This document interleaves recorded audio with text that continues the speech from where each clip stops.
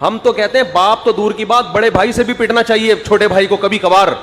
میں اکثر اپنا ایک واقعہ بیان کرتا ہوں. میں دورہ حدیث کر کے آ چکا تھا، مولانا بن چکا تھا میں.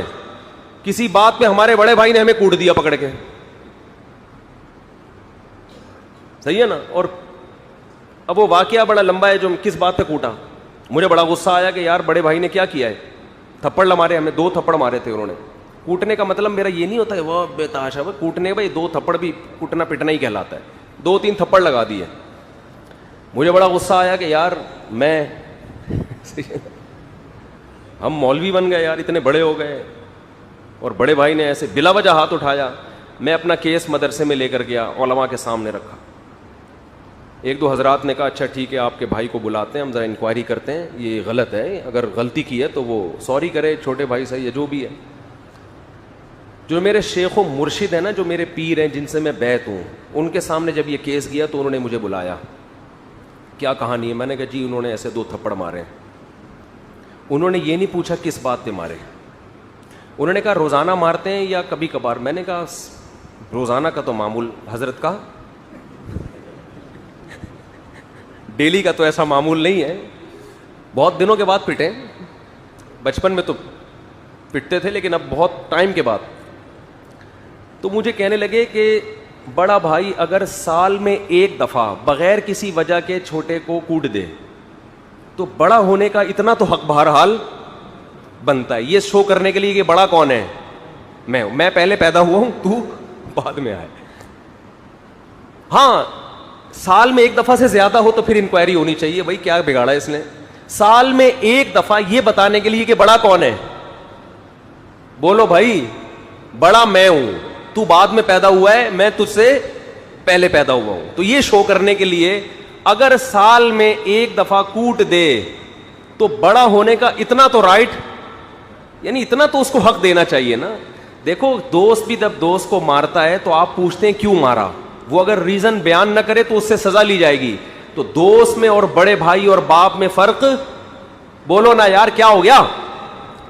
دوست میں اور بڑے بھائی میں فرق ہونا چاہیے کہ نہیں ہونا چاہیے؟ باپ میں اور دوست میں فرق ہونا چاہیے کہ نہیں ہونا؟ تو یہی تو فرق ہے. دوست 1 دفعہ بھی گالی دے گا ریزن پوچھی جائے گی. باپ کے 5-6 تھپڑ وہ معاف ہیں. وہ کیا ہیں؟ ساتھ میں بھی پوچھو ابا بس 6 تھپڑ کھا لیے، اب ساتھ میں وجہ بتاؤ. میں تو نہ دوسری شادی کر رہا ہوں نہ پہلی شادی کر رہا ہوں، آپ مجھے کیوں مار رہے ہیں؟ ابا آج کل اسی باتوں میں مارتے ہیں بچوں کو، تو نام کیوں لے رہے شادی کی. تو جب ہمارے پیر و مرشد نے یہ کہا نا کہ بڑے بھائی کو اتنا تو حق ہونا چاہیے کہ سال میں 1 دفعہ غریبی میں ویسے ہی، تو اس کی انکوائری کی آپ کو اجازت نہیں. تو مجھے بات سمجھ میں آ گئی. میں نے کہا ٹھیک ہے یار، کوئی روز تھوڑی پٹ رہے ہیں، کیا خیال ہے، روز تھوڑی پٹ رہے ہیں، پٹ لو یار، مار کھا لو، پتلی گلی سے نکل لو. یہ اس سے گھر میں محبت کا ماحول بنتا ہے. جب تک آپ دوسرے کا حق پہچان کے دینے کی ہر آدمی اگر حق چھیننے کی کوشش کرے گا تو میرے بھائی پھر گھر میں محبت کا ماحول نہیں بنے گا. ابا کو یہ رائٹ ہونا چاہیے بلا وجہ بھی کبھی کبھار، بار بار نہ ماریں بگڑے گا بچہ، کبھی کبھار بلا وجہ بھی ویسے ہی کوٹ دیں. آج ابا کا میٹر شارٹ تھا، اٹھا کے 2 لگا دیے انہوں نے. ویسے بہت غصہ کیوں مارا بھائی؟ ویسے مجھے بہت غصہ آ رہا تھا. غصہ تیری اماں پہ آ رہا تھا، وہاں نکال نہیں سکتے تو نکالا کس پہ؟ اور ایسا ہوتا ہے.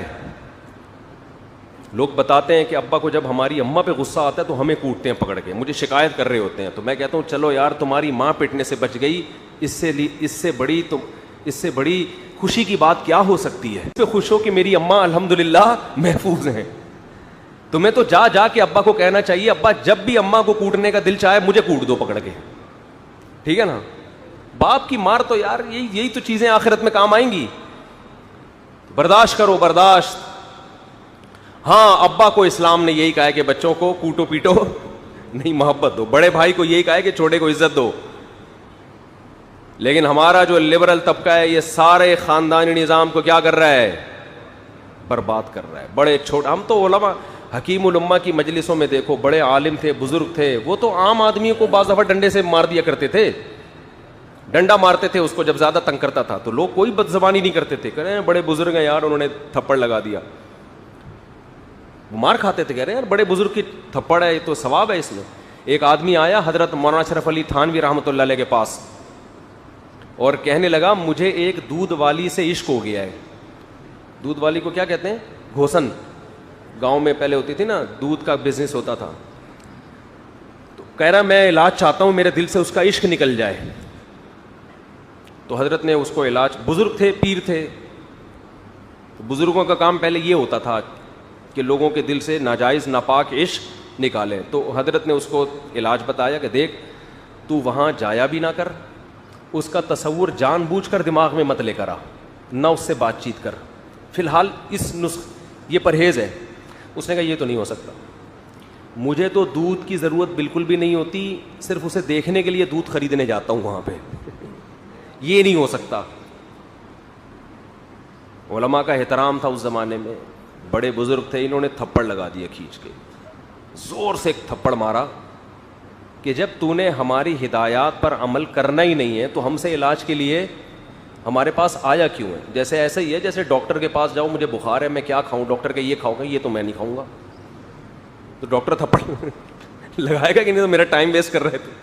ڈاکٹر تھپڑ اس لیے لگاتا, وہ کم از کم فیس تو لے رہا ہے نا, یہاں تو فیس بھی نہیں ہے, ٹائم ویسٹنگ کے علاوہ کچھ بھی نہیں. تو انہوں نے ایک تھپڑ لگایا, لوگوں میں تمیز تھی, ادب تھا, اس نے بدتمیزی نہیں کی آگے سے. بزرگ نے مار دیا, تھپڑ چلا گیا. اگلے دن آیا, کہنے لگا حضرت وہ تھپڑ جب سے لگایا نا, وہ عشق میرا ویسے ہی نکل گیا, ختم ہی ہو گیا, کراماتی تھپڑ تھا وہ. تو آج چھوٹوں میں بڑوں کا ادب مارکیٹ سے شارٹ. اس لیے میں کہتا ہوں بڑے کو کہ چھوٹوں کی موجودگی میں اپنے باپ سے ڈانٹ کھایا کرو اور پھر برداشت کرو تاکہ تمہارے چھوٹے تمہارا احترام کریں.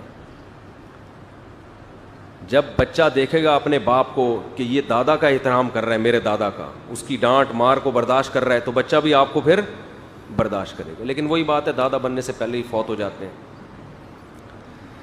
فوت کیوں ہو رہے ہیں؟ اس لیے کہ باپ اتنی دیر سے بنتے ہیں کہ دادا بننے کی عمر نکل چکی ہوتی ہے. وہ تو باپ بننے کی عمر نہیں ہوتی, وہ اتفاق سے بن جاتے ہیں. ہر چیز کی ایک ایج ہوتی ہے بھائی.